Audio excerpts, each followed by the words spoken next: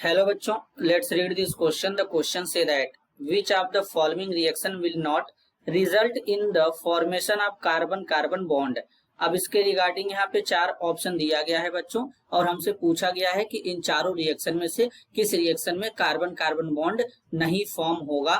तो इसके रिगार्डिंग सबसे पहले क्या करेंगे बच्चों, सबसे पहले हम समझेंगे यहाँ पर की कॉन्सेप्ट। अब बच्चों यहाँ पे की कॉन्सेप्ट क्या लगेगा, तो की कॉन्सेप्ट यहाँ पे लगेगा बच्चों, यहाँ पर फ्रीडल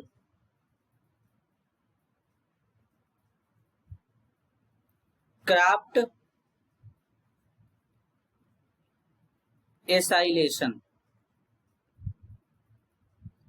तो सबसे पहले ध्यान से समझेंगे बच्चों, अगर हम यहाँ पर फ्रीडल क्राफ्ट रिएक्शन की बात करें तो जैसे हमारा बच्चों यहाँ पे क्या है, बेंजीन रिंग है, बेंजीन रिंग है, इसको क्या करेंगे CH3 C double bond O यहाँ पे Cl इसके साथ ट्रीट करेंगे।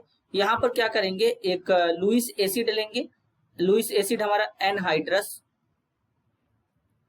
AlCl3 होगा बच्चों, ये इलेक्ट्रोफाइल बनाने का काम करता है। तो बेंजीन के रिंग पे कुछ इस तरीके से लग जाएगा, एसाइल ग्रुप लग जाएगा CO, यहाँ पे CH3, तो इसे फ्रीडल क्राफ्ट एसाइलेशन रिएक्शन बोलते हैं। तो अब यहाँ पर बेंजीन में क्या हुआ बच्चों, यहाँ पर एक हाइड्रोजन था, इस कार्बन पे लगा हुआ हाइड्रोजन था, अब हाइड्रोजन हटा के यहाँ पे कार्बन लगा दिया गया, तो कार्बन कार्बन के बीच में बॉन्ड बन गया। तो मतलब इस क्वेश्चन का ये तो आंसर नहीं होगा। आगे चलते हैं, अब दूसरा देखेंगे बच्चों, रीमर टीमन रिएक्शन। इसमें क्या होता है, बेसिकली फिनॉल लेते हैं, क्या लेते हैं बच्चों, फिनॉल लेते हैं। तो फिनॉल लेंगे, फिनॉल को क्या करेंगे, क्लोरोफॉर्म CHCl3 और NaOH के साथ ट्रीट करेंगे। तो कुछ इस तरीके का पहले इंटरमीडिएट बनता है बच्चों, क्या बनेगा यहाँ पर, एक इंटरमीडिएट O- Na+ CHCl2। अब अगेन NaOH के साथ ट्रीट करेंगे बच्चों, जब NaOH के साथ ट्रीट करेंगे तो कुछ इस तरीके से यहाँ पे बनेगा O- Na+। फिर इसके बाद यहाँ पे आ जाएगा CHO और इसको H+ दे देंगे तो O- H+ को ले लेगा और H+ लेने के बाद यहाँ पे बच्चों क्या लग जाएगा, CHO तो लगा ही रहेगा, यहाँ पर आ जाएगा OH, ये हमारा बन जाएगा। इसी को रीमर टीमन रिएक्शन कहते हैं।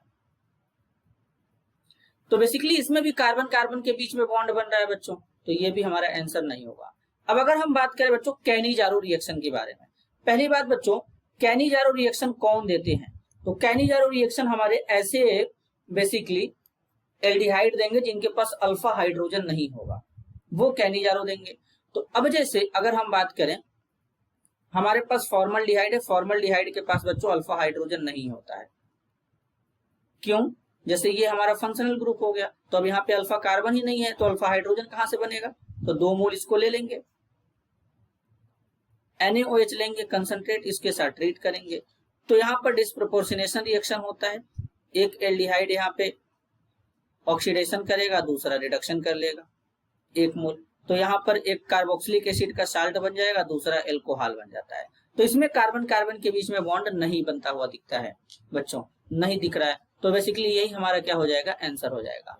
अब अगर हम बात करें ऑप्शन 4D की, वुड्स रिएक्शन में, तो वुड्स रिएक्शन में क्या करते हैं बच्चों, जैसे हम एल्काइल हैलाइड लेते हैं RX 2 मोल लेंगे, यहाँ पर बेसिकली बच्चों क्या करते हैं, सोडियम मेटल लेते हैं, क्या लेते हैं, सोडियम मेटल लेते हैं, ध्यान से समझेंगे,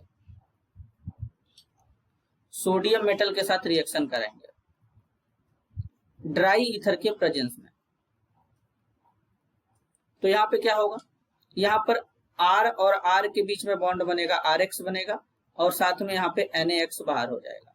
तो यहाँ पर R और R कहाँ से आए हैं, यहीं से हमारा 2 मोल मिला होगा और ये दोनों क्या है, आपस में जुड़ करके बॉन्ड बना लेंगे, मतलब यहाँ पे R मतलब एल्काइल ग्रुप है, तो अगर हम यहाँ पे CH3 लेते तो CH3 बनता, तो इसलिए मतलब कार्बन कार्बन के बीच में बॉन्ड यहाँ पर भी बनेगा, तो ये भी हमारा नहीं होगा। तो फाइनल आंसर क्या होगा बच्चों, option C। This is your answer. I hope you understood it well. All the best.